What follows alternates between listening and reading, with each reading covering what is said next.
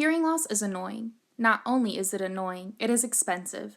Take my friend Jaden, an extremely handsome guy and the starting quarterback for the Truman State Bulldogs. Many do not realize he has undergone 2 ear surgeries and has spent over $8,000 on hearing aids. He is only 20 years old. The expense and annoyance of not hearing well are not the only factors at play. It is also very time-consuming for Jaden to take care of his special hearing aids due to the amount of sweat he is exposed to as an athlete. Now take my mom, a high school librarian who has to constantly turn her right ear to her students and ask them to repeat themselves. She is 44 years old. Lastly, take my grandma. She just spent $5,000 on her new Miracle Ear hearing aids. She has to come all the way to Columbia, a 60-mile drive every 8 weeks or so to have her hearing aids serviced.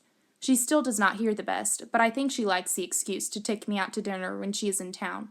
I, of course, do not mind at all. She is 84 years old. While the people represented in these situations could not have prevented their hearing loss, I am confident they would advise all of you to make sure you do everything to protect your ears. In light of some more recent research, protecting this sensitive hearing system includes taking caution when listening to music through headphones. As noted in Herrera and other authors' work, the World Health Organization estimates that 1 billion youths show a risk for personal listening device-induced hearing loss. The article, Hearing Loss in Headphones, Is Anyone Listening?, adds that surprisingly, 1 in 5 adolescents have experienced hearing loss of some kind. This ratio is a 30% increase from that in the 80s and 90s, believed by many to be due to the rising rate of listening to music through headphones. Phillips emphasizes that around 5 to 20% of these personal listening device users are putting themselves at risk for music-induced hearing loss with their poor listening habits. In Herrera and other authors' specific study, around 80% of teens use personal listening devices. Authors Portnoy, Fligger, and Earhart conclude that these high ownership rates mean that a small percentage of at-risk individuals translate to a high number of people, making music-induced hearing loss by headphones a problem to be recognized. Since so many adolescents use personal listening devices, why don't we see more teens with hearing loss? Author Jyoti highlights that it is the repeated exposure to music over time that could result in hearing loss. As noted in Portnoy and other authors' work, after a 100% noise dose, or maximum exposure recommended, has been reached for a specific sound pressure level, the risk of hearing loss dramatically increases. One might ask, what is specifically happening in our ears that results in this hearing loss? Herrera and other authors claim that one's inner ear hair cells are very sensitive and easily damaged by this kind of exposure. One study proved some participants to have lower amplitudes of otoacoustic emissions, or sounds generated by the healthy inner ear, indicating healthy hearing, which result in temporary cochlear cell alterations. This damage, Mostafapour, Lahargo, and Gates contend, has the potential to become a permanent loss over continuous exposure. However, research has shown that it is possible that one can self-regulate hazardous incoming sound pressure levels so that a toxic level is not reached. It is important to note the variables at play that can contribute to music-induced hearing loss. Jyoti writes that music loudness or volume control, closeness to sound source, which is related to earphone type, length of exposure to stimulus, and family history of hearing loss are all identifiable risk factor variables for music-induced hearing loss. Brian Barr and other authors prove that background noise and music style have also been shown to affect hearing, background noise more so than music style. It is not surprising that people are using their personal listening devices everywhere, on the bus, walking to class, while exercising, etc. Brian Bauer and other authors demonstrate that users often find themselves using their personal listening devices to drown out unwanted noise. To overcome this background noise, users are tempted to turn up the volume on their devices to maintain the ideal signal-to-noise ratio. This concept claims, and I quote, "Human hearing does not interpret sound as a variation of absolute sound pressure, but as variations of sound to be listened, signal, contrasted to sound not to be listened, noise," end quote. We can relate this as the personal listening device output, signal, compared to the background, noise. When differing background noise levels present themselves, the signal's psychoacoustic effect, or the desirable sound to be perceived, will only be achieved if the signal-noise relationship is maintained. This accounts for the reason users turn up the volume in noisy background conditions to maintain the psychoacoustic effect. We see that most participants select safe intensity levels in silent or low noise conditions, but the story changes as soon as high background noise comes to play. Many forms of earphones exist, and they vary on their levels of background noise attenuation, or their ability to block out this so-called background noise. Brian Bauer and other authors highlight 3 distinct earphone types used throughout the research in the area: supraoral earphones, earbud earphones, and in-ear earphones. Supraoral earphones contain pads that rest on the outer ear. Earbud earphones insert into the ear, like those you receive with an iPhone, and in-ear earphones are comparable to earbuds but insert further into the ear canal. Supraoral earphones dominate in that they lowered intensity output most significantly, perhaps because they represent the greatest average background noise attenuation.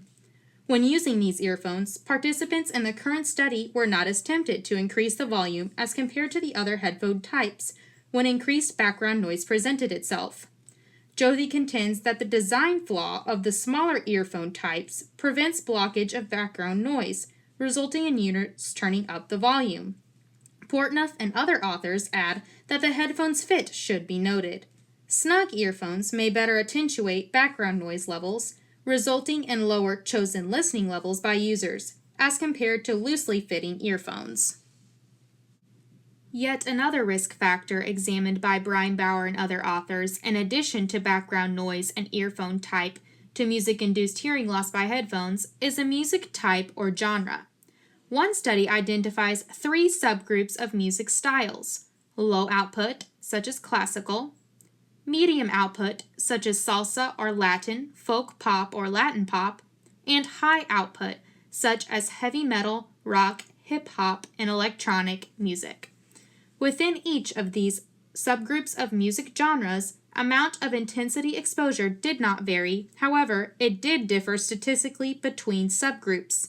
The low output group proves to be the least harmful. However, researchers find it against the purpose of music to recommend listening to only low output music.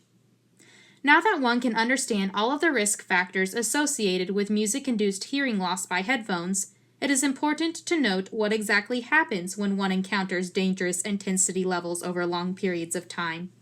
Jyoti offers a simple explanation to illustrate what is going on inside the ear during hearing loss.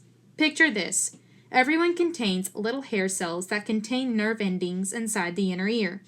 These hair cells work hard to convert mechanical energy from the middle ear to electrochemical energy that the nervous system can use to decode sound. It does not take much to damage these hair cells. An amplified sound can do the trick. However, the damage is not significant unless excessive.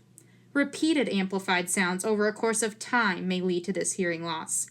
Kenna writes that temporary damage first presents itself, and with longer exposure, damage becomes permanent. Brian Bauer and other authors explain a rule that exists for the maximum noise level exposure allowed every day before hearing loss becomes a risk, and the same rule poses for music-induced hearing loss by headphones. An 85 decibel A-weighted SPL noise can be exposed continuously for up to 8 hours. Any exposure past this level results in a higher risk for damaging those delicate hair cells. According to Jyoti, one may be dealing with inner ear hair cell damage if certain sounds appear louder than others, men's voices are easier to understand than women's voices, distinguishing high-pitched sounds from one another becomes a struggle, certain voices seem slurred or mumbled, electronic devices need to be turned up, or the presence of a ringing or full ear exists. Brian Bauer and other authors claim that these hearing changes can be temporary or permanent after either short or long-term exposure. Symptoms present in Herrera and other authors' study regarding young Brazilians' hearing history from amplified music through headphones included concentration difficulties and a need for repeated statements, followed by needing a higher TV volume, the presence of tinnitus and excitability. It is important to know that along with communication difficulties, numerous other symptoms may present themselves, such as insomnia and irritability, and in severe cases, vestibular, neurological, or behavioral disorders. The list of possible symptoms is endless. Even more studies include headaches, high blood pressure, and attention and concentration deficits as signs of hearing loss. It is suggested, however, that tinnitus after amplified music could be the beginning symptom of music-induced hearing loss. As one may conclude from this exhaustive list of symptoms, the consequences of improper ear care can drastically influence one's mental, physical, and social life. We might like to think that there has got to be something out there that can reverse this inner ear hair cell damage. As cited in Hearing Loss in Headphones, Is Anyone Listening?, Dr. Foy argues, and I quote, "Unfortunately, the type of hearing loss caused by overexposure to very loud noise is irreversible, making prevention paramount. Hearing aids and implants can help in amplifying sounds and making it easier to hear, but they are merely compensating for the damaged or non-working parts of the ear." End quote. Since hearing loss is irreversible, early intervention and practicing safe listening strategies are paramount to prevention of music-induced hearing loss. Phillips finds that 5 simple rules apply. 1. Do not select volume levels on your devices over 60%. 2. Limit your personal listening device use to 1 hour a day. 3.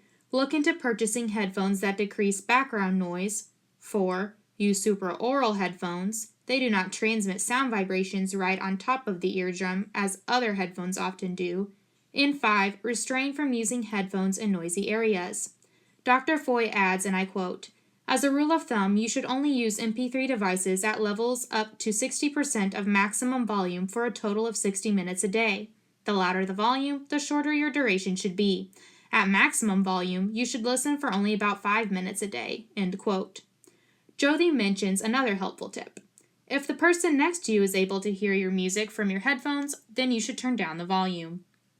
Although there are many direct ways to prevent music-induced hearing loss by headphones, Herrera and other authors explain that perhaps the most effective preventative method is to educate and inform the public and promote awareness about the potential dangers of music-induced hearing loss by headphones. Many are unaware of the consequences of improper headphone use, and a simple presentation on the dangers of selecting high volume levels may help them in the future to remember to turn down the volume. A machine needs to be properly cared for in order to serve its purpose. With habitual improper care, the machine will, over time, collapse and not serve its function. We all have 2 machines on the sides of our heads, the ears. They work hard to convert a complicated acoustic signal into something the brain can comprehend. One hiccup can throw the process out of proportion. With a proper headphone type, general awareness of the effects of background noise and music style on our ears, we can reduce the likelihood of a life with hearing loss, one that my friend Jaden, Mother Janet, and Grandmother Irene live with every day.